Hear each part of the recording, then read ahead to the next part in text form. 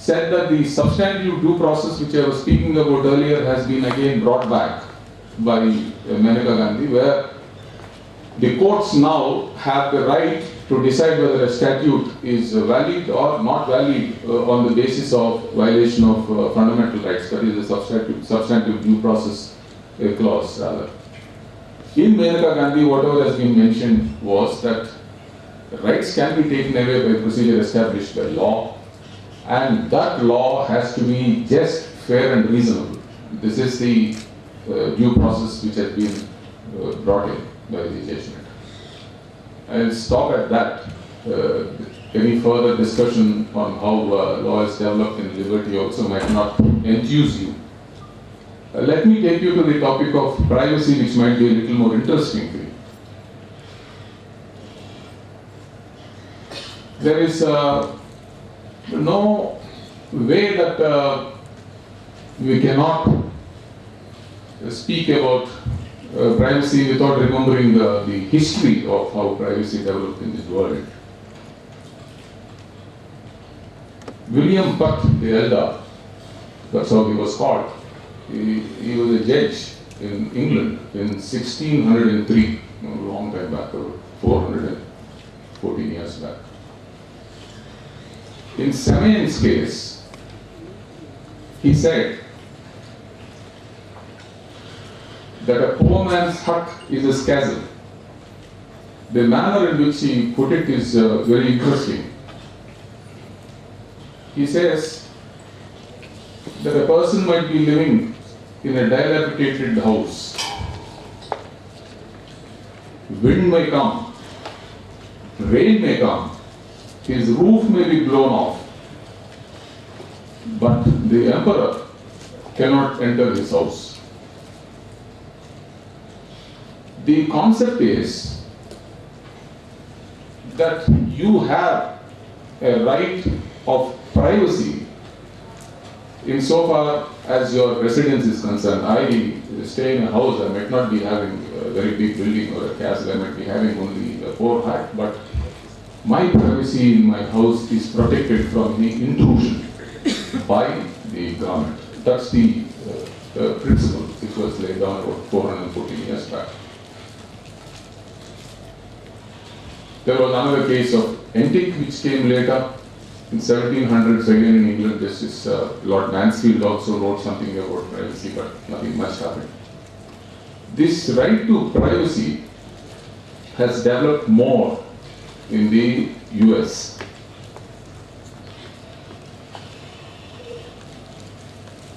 The Constitution of the United States of America, you must be knowing, was in 1789. Took about 2.5 years for its approval. In 1791, December 25th, it was ratified by the states. The law that was developing in the US was on the basis of the common law principles which were there in Great Britain. But this aspect of liberty, including privacy, was mainly receiving attention in the late 1700s and 1800s. Justice Brandeis, while he was a student, along with his colleague Warren, wrote an article in 1890 when he was studying in the Harvard Law School. He refers to all these judgments from England, and then he says that every person in a democracy has to be given a space for himself. Nobody should intrude into his personal life. He coined the word a right to be let alone. He said every individual has a right to say that please leave me alone. Don't publicize about me, don't interfere with my life. The courts, after 1890, started hearing cases pertaining to the violation of the Fourth Amendment of the US Constitution. Police entering houses of persons without a warrant has been receiving the attention of the US Supreme Court from a very long time. There is a judgment called Olmstead versus US, where the Chief Justice of the court, the Chief Justice Taft, said that you might have a right to protect yourself, but you cannot stop the government or its officers, through its police officers, to enter into your premises for the purpose of search. There's no such right that is guaranteed. There's no right of privacy, is what he said.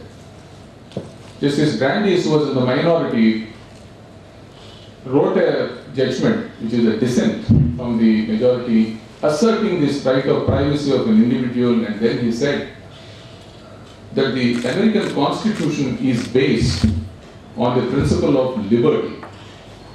And if the basis of the Constitution is liberty, then privacy being a subset of liberty can never be taken away from an individual in whatever circumstances that may be.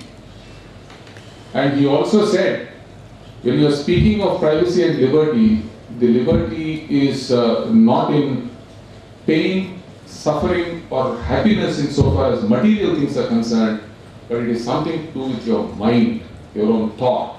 So he expounded the theory of right to privacy.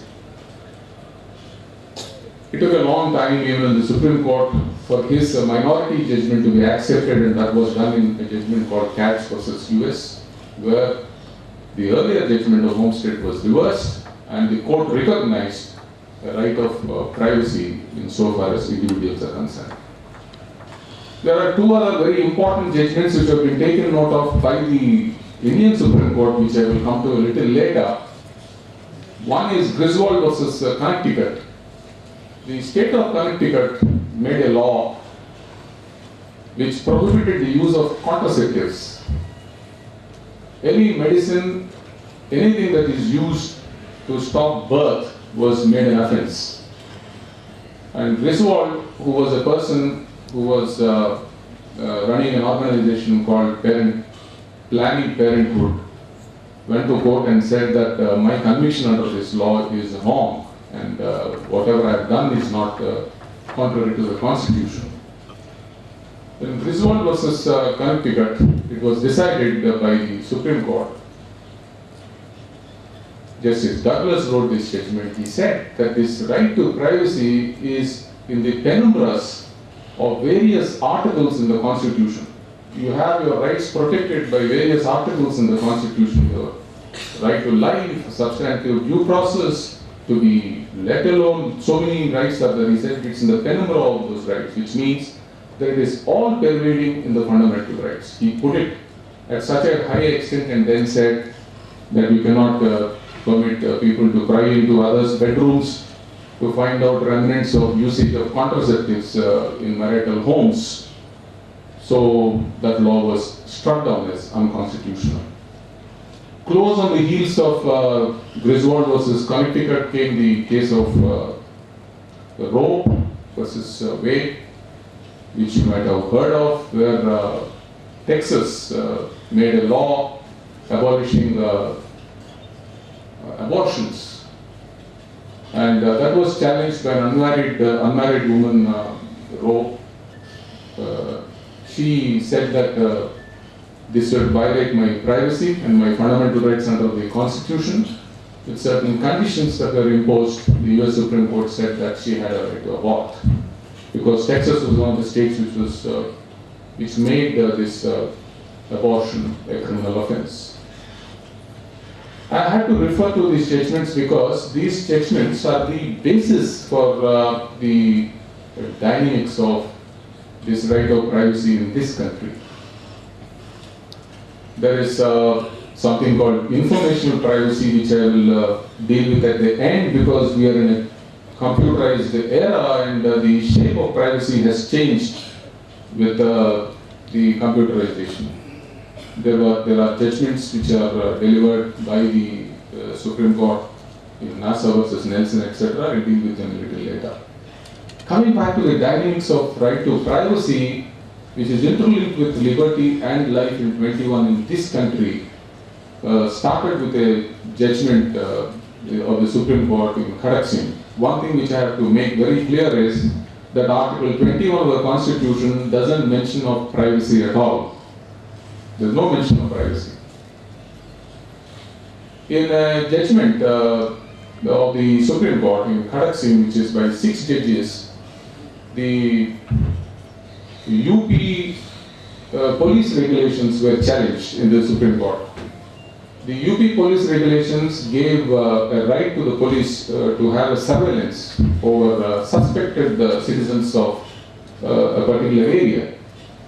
And there were 6 or 7 clauses in those regulations saying that they'll have daily domiciliary visits, as they call it. In the night time, the policeman will come and knock at your door, and you would want to find out whether you're in the house. And thereafter we have other checks like people following you, and then you are having to report before police stations. Various clauses or conditions were there in those regulations. Those regulations were challenged under the Preventive Detection Act by Khadak Singh. And Justice Rajagopal Iyengar, who was speaking for the majority of the Supreme Court, he said only domiciliary visit is in violation of Article 21. All the other things that are mentioned in the UP regulations were constitutional. What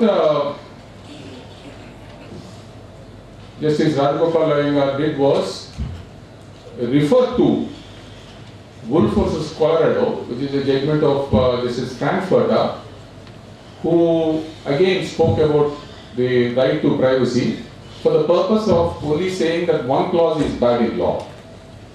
But insofar as other clauses are concerned, he took a different route. Justice Koka Subbarao was dissenting, and then he wrote a judgment saying that though it is not mentioned in the Constitution, every citizen of this country has a right of privacy. And then it's not only the knocking on the door by the policeman, but he has a right to be left alone. You can't have a crying policeman trying to find out whether you have committed a crime or not. And then you can't have people disturbing you in your daily course. And this was how Khadak Singh was decided. There was another 8-bench judgment of MP Sharma in a corporate matter where again the majority said that there is no right to privacy that has been mentioned in the Constitution in Article 21. And so whatever information that was sought by the executives of the government is not bad in law and not unconstitutional. This is what was explained in MP Sharma. Now, how did this right develop if these benches have been, the larger benches of 6 judges and 8 judges have said that there is no right to privacy? How is it that it is developed later? There was a case, Govind, in which Justice Matthew was again dealing with the Madhya Pradesh police regulations. He looked at the judgment which I just mentioned to you, Griswold versus Connecticut and then Roe versus Texas. He said that this right has been developing in US. Whatever is applicable to homes in US is applicable to homes in India also. But he did not strike down those regulations to be bad in law. He said they were on the verge of being striking down, but he said, taking into account the compelling state interest, he was not declaring them to be unconstitutional. But he laid down firmly that there is a right to privacy which can be read into Article 21, which is a subset or a form of liberty. The liberty of an individual, which is protected in Article 21, takes into its fold a right of privacy, right to be left alone, is what Justice Matthew said. And thereafter there are 2 other judgments which were delivered by the Supreme Court. One pertains to one person called Shankar from Tamil Nadu. He was a person who got into this habit of killing women. He killed about 11 women and then dug pits and then put them into the sand pits on the beach in Chennai. He was tried. He was to be executed, death penalty. He was sent to jail. And there is a journal by name Nakiran in Tamil Nadu. They contacted him and he wanted to write his biography. So when he was prevented from doing it, he went to court and then he said, I have a right which is guaranteed by the Constitution. I want to express myself and this is intruding into my privacy. So you cannot interfere. You should permit me to write whatever I want. This is Jeevan Reddy, again referring to the development of law in US and then referring to judgments to Govind. He said that there is a right to privacy that is guaranteed by the Constitution which can be enforced against the state by an individual in this country. Thereafter came in 1997 a judgment of Justice Kuldeep Singh in PUCL. This might be very interesting. This pertains to telephone tapping.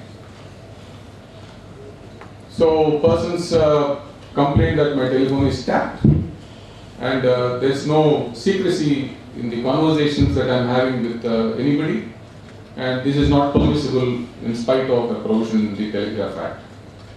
The Telegraph Act was interpreted by the Supreme Court to not give any right for interfering with the lives of people by tapping their telephones, and Justice Kuldeep Singh said that the government can make regulations, form committees, find out situations in which tapping can be done, but otherwise the Act as it stood did not permit any interference in the lives of people. So he held that this wiretapping is not permissible, it is unconstitutional only on the ground that there is no right to privacy, and that there is a right to privacy which can't be interfered with by the government. There were a number of other judgments that were delivered later by the Supreme Court on the assumption that there is a right to privacy which is guaranteed under 21 till the recent Aadhaar came. The Aadhaar cards have started on the basis of executive orders. They were challenged by saying that there is no law that is made and by an executive order government cannot take our fingerprints, take our iris, and this would be sacrificing our privacy. You cannot force us to give all this. And on the basis of whatever information is obtained by the government, my whereabouts are known, my health details are known, everything about me is known to everybody. It's made public. So that would be an intrusion into my privacy, is the complaint that was made. When the hearing started before a three-judge bench of Justice Chalameshwar and two other judges, the then Attorney General referred to the two judgments which I mentioned to you, Khadak Singh and Sharma. And then he said there is an 8-bench judgment which said that there is nothing like a right to privacy that is guaranteed to individuals in this country. And a host of other judgments which have been delivered by the Supreme Court over the years recognizing right to privacy, which was cited by the petitioners, were by judges of lesser strength. So Justice Chalameshwar had no other alternative except to refer to a larger bench. The matter went to 5 judges. When the matter was being argued before 5 judges, which was headed by the then Chief Justice, Justice Kehar, somebody pointed out that MP Sharma is by 8 judges. And that's how, in the middle of the hearing of Aadhaar, a 9-judge bench was constituted. And that is Puttaswamy. Puttaswamy's judgment, I'll be very happy if you have read it, but if you have not read it, make it a point to read it not once but read 5 times. It will take you that many times to understand what the principle is. The judgment in Puttaswamy is so lucid, where you get the entire purview of the law on Article 21. It's an education by itself insofar as Article